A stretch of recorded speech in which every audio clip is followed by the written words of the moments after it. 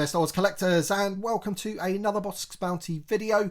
And we're going to continue in reviewing the figures from the new wave of the vintage collection, and this time it is the turn of the Phase 1 Clone Trooper on the Attack of the Clones card. You can just see it on the right hand side there.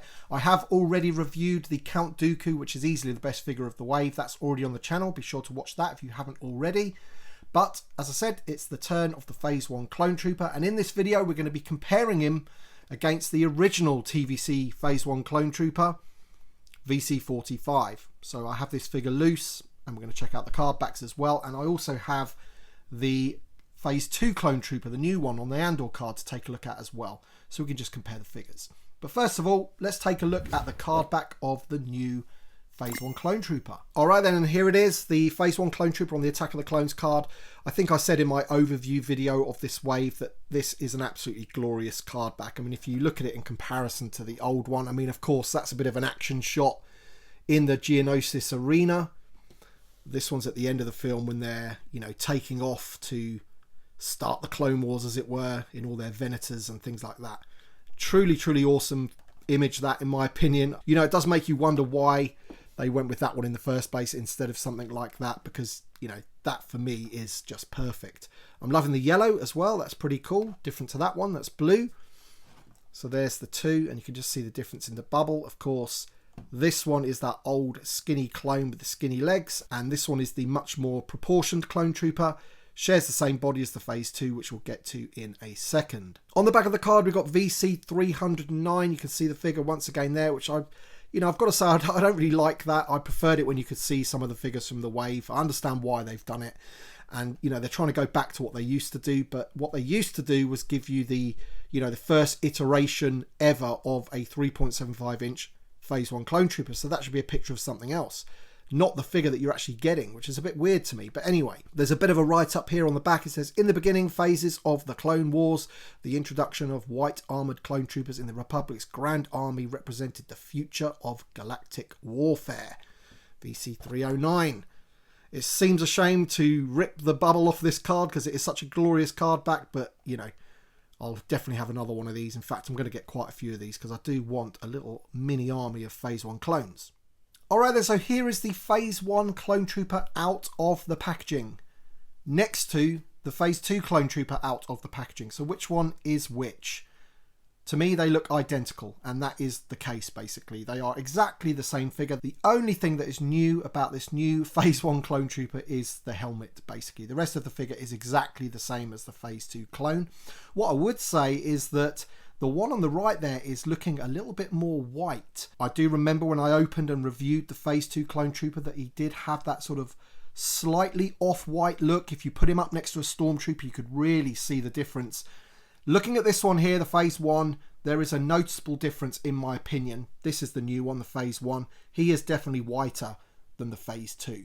But as these figures are exactly the same, we don't really need to see the Phase 2 anymore, so we're going to be getting rid of him and just continue to look at the Phase 1. Now, as I mentioned, he is exactly the same. The only difference between the figures is the helmet. So let's plonk on the new helmet onto the Phase 1 clone. Now, looking at it like that, I would say that the helmet is ever so slightly oversized still. I think the fact that these are removable doesn't do them any favors. If you look at that new Phase 2 clone pack that we're getting, where they don't have removable helmets, they have swappable heads and helmets, then they've got them a lot more in scale. So that's kind of the thing these days. If you want to have removable helmets, you're going to have to live with the fact that they are going to be slightly oversized. I'm just going to bring in VC45 right now so we can see the difference. Let's bring him in now. So there you go. That is VC45. Now, to me, I much prefer the new clone body. It's a huge upgrade. These ones to me have always been way, way too skinny. I mean, look at the legs. You know, no human being's legs can get into that armor. And also the waist as well. Very, very skinny. These ones, in my opinion, are so much better. I'm going to see in a second if this helmet fits on that head. Because if I just take the helmet off of this one here, this is the original release.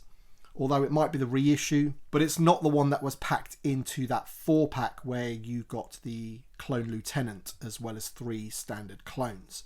Same figure, but a different head. It has the new head, which is the head underneath there. So let me just take this helmet and plonk it on this figure and see if it looks any better. So you see, basically, even though the helmet is a slightly different mold and ever so slightly smaller, when you put it on the head, because of the gumminess of the helmet, it does stretch the helmet out at the sides. So for me, even looking at that, the helmet looks a tiny bit oversized. But I'm still glad that they have released the Phase 1 clone. Let's just take that helmet off again and put the new one on, because I do think it looks cool, and I just think it's really, really good to have a super articulated, definitive Clone Trooper sculpt out in the line now. I know even now some people don't like it, but I think it's a huge improvement on VC45. I love the Phase 2 clones. I can't wait to get that 4-pack, as I said, with the helmet that's not removable, because they'll be much more in scale. But I actually think this one's pretty good. Let's have a sort of close-up look at him. There he is. Yeah, it's not too bad. It's definitely a different mold to the previous version.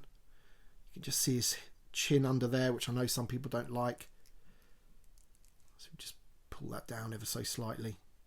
See, look, even from that angle there, I think he looks pretty cool. I do like that.